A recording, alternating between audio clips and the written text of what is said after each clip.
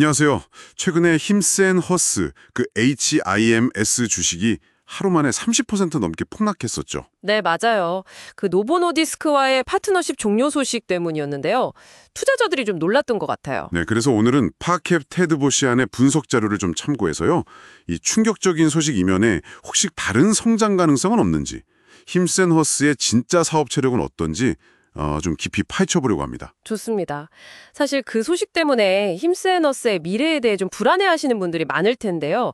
근데 표면적인 악재만으로도 좀 주목할 만한 긍정적인 부분들도 꽤 있거든요. 아, 그런가요? 네, 단순히 뭐 특정 약물 하나에만 의존하는 그런 회사는 아니라는 걸 보여주는 거죠, 데이터들이. 그렇군요. 그럼 가장 먼저 어떤 점을 좀 볼 수 있을까요? 저는 그 편의성에 집중하는 전략이 눈에 띄던데요. 연초에 가정용 검사 키트 업체를 인수했잖아요. 아, 네, 맞아요. 그게 핵심 중 하나죠.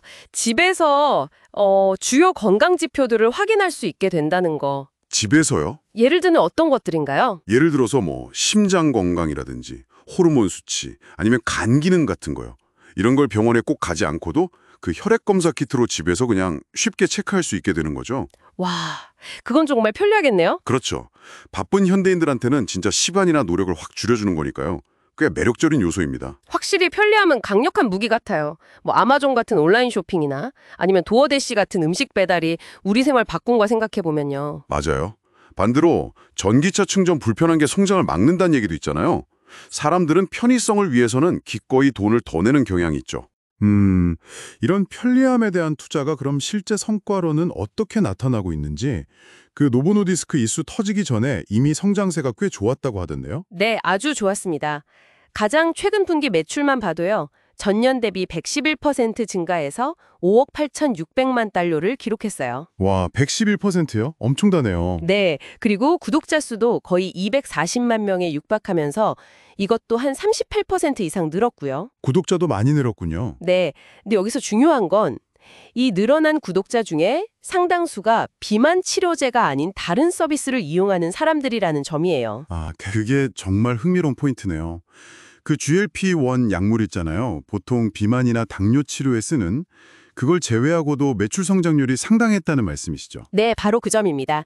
그 GLP-1 약물 관련 매출을 제외한 핵심 사업 매출만 봐도 전년 대비해서 약 30%나 성장했어요. 30%요? 와, 네, 이건 그러니까 노보노디스크와의 관계가 이제 끝났다는 그 변수를 고려하더라도 회사의 기본적인 성장 엔진 자체가 상당히 탄탄하다는 걸 보여주는 거죠. 그렇군요. 그러니까 핵심 사업이 잘 돌아가고 있었다는 뜻이네요. 그렇죠. 최소한 30% 수준의 성장은 계속 이어갈 수 있겠다. 뭐 이렇게 합리적으로 생각해 볼 수 있는 근거가 되는 겁니다. 성장 속도도 놀라운데 근데 수익성 이야기도 안 할 수가 없겠네요. 그 자본 수익률 ROIC라고 하죠. 그게 40%를 넘는다는 분석이 있던데 이게 어느 정도 수준인가요? 아, ROIC요? 이게 기업이 투자한 자본으로 얼마나 효율적으로 이익을 내고 있나 이걸 보여주는 지표인데요. 40% 이상이면 이건 정말 대단한 겁니다. 정말요? 네, 보통 기업들, 특히 이런 기술 기반 헬스케어 분야에서는요, 평균을 훨씬 웃도는 수치예요. 그러니까 단순히 돈 써서 덩치만 키우는 게 아니라 아주 영리하게 돈을 잘 벌고 있다는 뜻이죠. 와, 40%? 단순히 매출만 늘리는 게 아니라는 확실한 증거네요.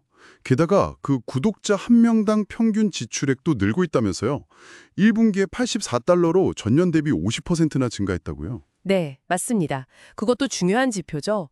물론 경영진도 이 증가율이 앞으로 계속 50%씩 가기는 어렵고 점차 좀 완만해질 거라고는 예상해요. 아, 그렇겠죠? 네. 하지만 여전히 증가 추세 자체는 유지될 걸로 보고 있고요. 이게 뭘 의미하냐면 신규 고객도 계속 늘어나는데 기존 고객들의 씀씀이도 커지고 있다는 거잖아요. 네네. 이건 고객들이 힘센 허스 서비스에서 확실한 가치를 느끼고 있다. 그래서 계속 이용하고 싶어 한다. 이런 아주 강력한 신호로 볼 수 있는 거죠. 마치 뭐 맛집 가면 계속 가고 또 가서 다른 메뉴도 시켜보고 그러는 것처럼요. 그렇군요. 신규 고객 유치도 잘 되고 기존 고객 만족도도 높아서 더 많은 가치를 창출하는 그런 선순환 구조가 만들어지고 있다. 이렇게 볼 수도 있겠네요. 정확합니다. 자, 그럼 오늘 이야기 슬슬 한번 정리해 볼까요? 네. 힘센 허스는 일단 가정용 검사 키트 도입 같은 편의성 강화 전략, 그리고 저테스토스테론이나 폐경기 지원 같은 신규 서비스 확장 계획을 가지고 있고요. 네, 편의성과 신규 서비스. 그리고 논란이 된 GLP-1 약물을 제외하고 보더라도 핵심 사업에서 약 30%에 달하는 견고한 성장세를 이미 보여줬습니다. 또 40%가 넘는 아주 탁월한 자본 수익률, ROIC를 기록했죠. 수익성도 좋고 네, 마지막으로 구독자당 지출 증가 역시 고객들이 가치를 느끼고 있다는 긍정적인 신호고요. 물론 그 노보노디스크와의 파트너십 종료는 분명 타격이고 아쉬운 부분이긴 합니다. 이건 인정해야죠. 그렇죠. 단기적으로는 분명 악재입니다. 하지만 오늘 저희가 살펴본 것처럼 힘스앤허스는 특정 파트너십 하나에만 의존하는 회사가 아니라 그 이상의 어떤 자체적인 성장 엔진과 꽤 탄탄한 사업 모델을 구축하고 있는 것으로 보입니다. 네, 맞습니다. 단기적인 주가 변동성 너머에 있는 어떤 본질적인 기업 가치나 성장 잠재력을 평가할 때 이런 점들을 좀 고려해 볼 필요가 있겠죠? 네, 힘스앤허스가 이 편리함과 소비자 직접 접근 방식, 이걸 무기로 헬스케어 시장을 파고드는 모습이 상당히 인상적인데요.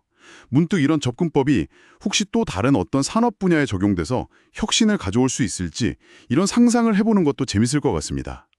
이것이 오늘 저희가 여러분께 던지는 생각거리입니다.